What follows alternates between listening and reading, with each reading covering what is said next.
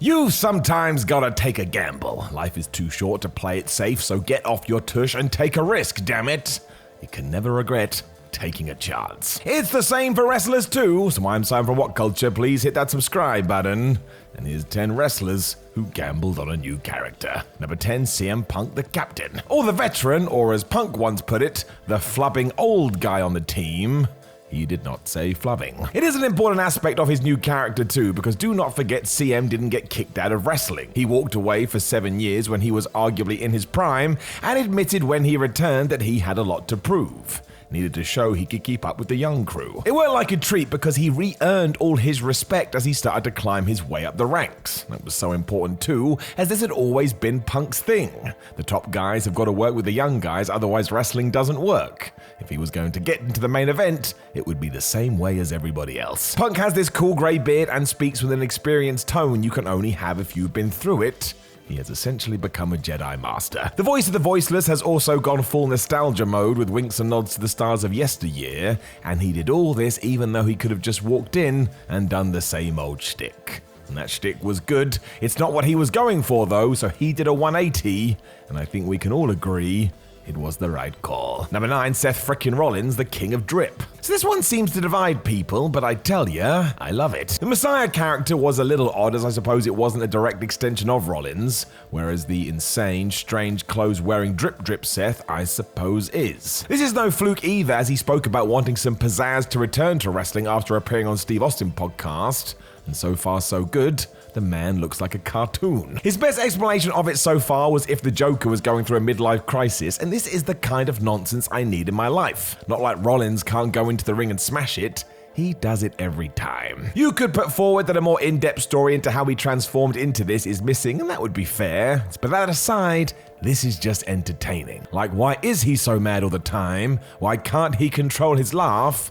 And where does he get all those wonderful suits? I think all of this got moved into great territory after he teamed with Kevin Owens. It was great. Number 8, Miro the Redeemer. Right, honestly, Miro could have walked into AEW, done the exact same gimmick as before, and I'd been fine with it. The man is a hero. While his initial switch as a gaming dude was a bit out of nowhere, you can actually see the teases if you go back and watch it now, because the Redeemer was always the idea, and you damn right it was. And I still agree going through all that was slightly unnecessary, but it is good to try things. And by the time he was just trying to decapitate people while speaking constantly about murder, things really picked up. Since then, nearly every backstage video has been sublime, and if he's not the AEW World Champion by the end of 2023, then we're doing it wrong. The true genius of the character is that Miro doesn't get the TV time he probably should, and yet still takes his 30 seconds and smashes it out the park. You totally believe he's an absolute warrior, which is quite the switch from when he and Lana were getting a divorce because of Bobby Lashley. Number 7, Edge, the benchmark. Thankfully, Edge has moved on from this now,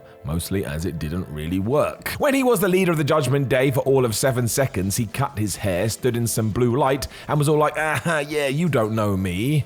And I've no idea what he was going on about. The idea was that he had done it all in wrestling and therefore was the man, and to me that should have been crafted within a good guy persona. Edge does have the experience and the talent to be the guy sitting at the top of the tree, because the dude is a legend. I mean, he's flipping main event at WrestleMania twice. And I do respect it because Adam Copeland could just be Adam Copeland and no one would have minded. He just wanted to try and reinvent himself, even if it was a little bit hit and miss. Seemed to have worked now, however. He has become all of his gimmicks in one.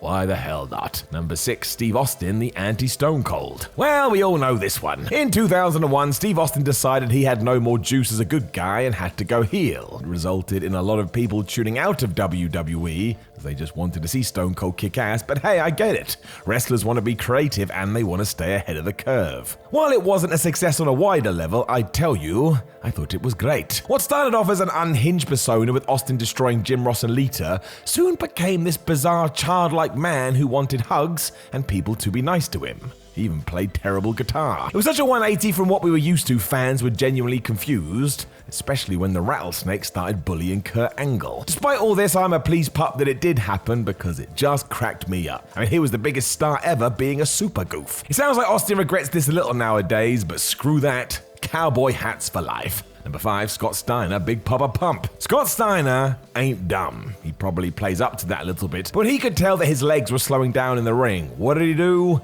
upped his character game. Let's not pretend that Scott wasn't a fantastic wrestler, because he really was, but there was only so long he was going to be able to do that. When he split from Brother Rick in 1998 to go fully fledged heel though, you could tell a change was coming. And while at first he dubbed himself White Thunder, thankfully he eventually settled on Big Papa Pump. This persona was just absurd in the best possible way, as he talked about his arms as if they were his kids and came across like a madman. Scotty would also get on a mic and tell us that WCW sucked, and no, nobody said he could do that. And there was definitely a lot of the real man in this, but look, people are still chatting about it today, and there's a reason for it. Number 4, Hangman Adam Page, the anxious millennial cowboy. This one was definitely a gamble. If you go through wrestling history, a babyface showing any weakness was considered a reason to hate them. That's why Mick Foley had to convince Vince McMahon that him walking away from his first Randy Orton confrontation was a good idea.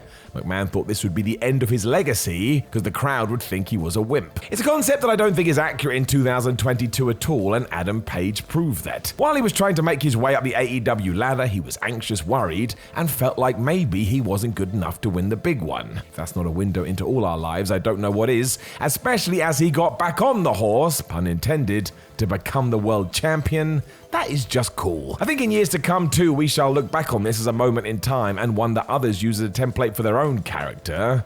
Vulnerability is the way. Number 3, Becky Lynch, Big Time Bex. Well, everybody went mad about this. When Becky Lynch returned to WWE at SummerSlam 2021, she made it very clear the man was gone, and instead she was going to play the bad guy. Wasn't the most obvious choice given how beloved she was, but once again, let's get creative. This saw Big Time Bex arrives, where as far as I could tell, Lynch just wanted to have as much fun as she possibly could. Wore ridiculous sunglasses, picked outfits that could take an eye out, and would act like such a goof at times I couldn't help but like it. This is wrestling. Seemingly Becky had the time of her life playing it too. This is good things. Number 2, Randy Orton, the pal of a stoner. Who in the flub saw this one coming? Not I. WWE didn't either, as RK Bro was only meant to be a one-night thing, but WWE officials saw the chemistry they had and increased their running time. The real joy was that Randy Orton had kind of been playing the same character for some time, and this not only allowed him to change that, but he started to enjoy himself too. You could see it all over his face, and he spoke about his relationship with Riddle in glowing terms, to the point they became one of the best tag teams in the whole damn company. This is when wrestling is at its best though, because it was real. Riddle and Orton had a bond, they used that to win championships, while also talking about how awesome weed was. Let's not pretend otherwise. It's easily the best babyface version of Randy because there's so much warmth here. Laid back Orton, I suppose we'll call it.